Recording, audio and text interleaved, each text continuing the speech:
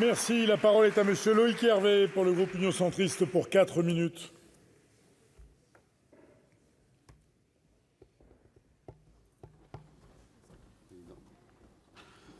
Monsieur le Président, Monsieur le Ministre, mes chers collègues, avant d'être à l'origine de la carte postale traditionnelle de la montagne, le pastoralisme est une activité économique.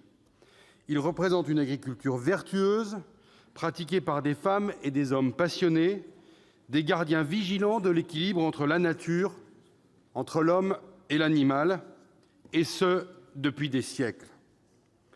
Je remercie les présidents Sophie Primas et Hervé Maurey, ainsi que nos collègues Patricia Morhet-Richaud, Jean-Noël Cardoux et Cyril Pellevat, d'avoir élaboré la présente proposition de résolution qui vise à alerter sur les menaces qui pèsent aujourd'hui sur le pastoralisme et qui traduit le soutien de notre Haute Assemblée sur cette question importante.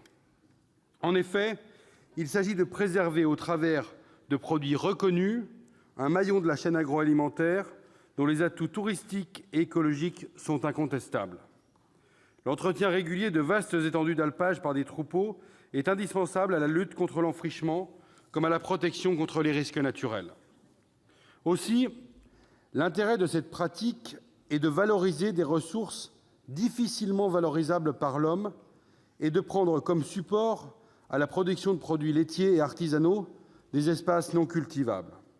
Le pastoralisme est en cela un élément majeur de la protection et de la gestion des espaces naturels.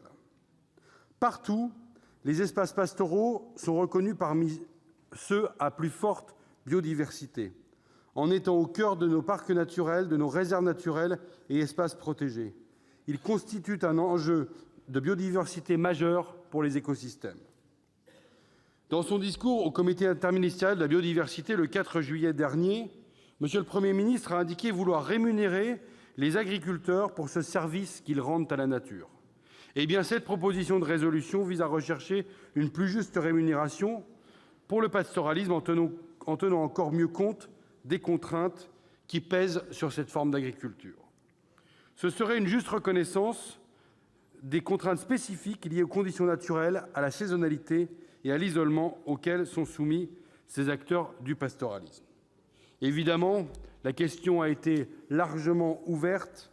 La présente proposition de résolution met également en débat le soutien au retour de certains prédateurs, à l'image du loup ou plus récemment de l'ours, dont une nouvelle réintroduction dans les Pyrénées a été annoncée récemment.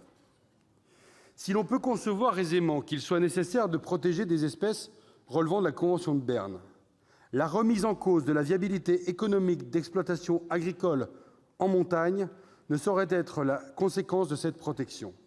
Et c'est bien aujourd'hui, et malheureusement, la situation que nous connaissons.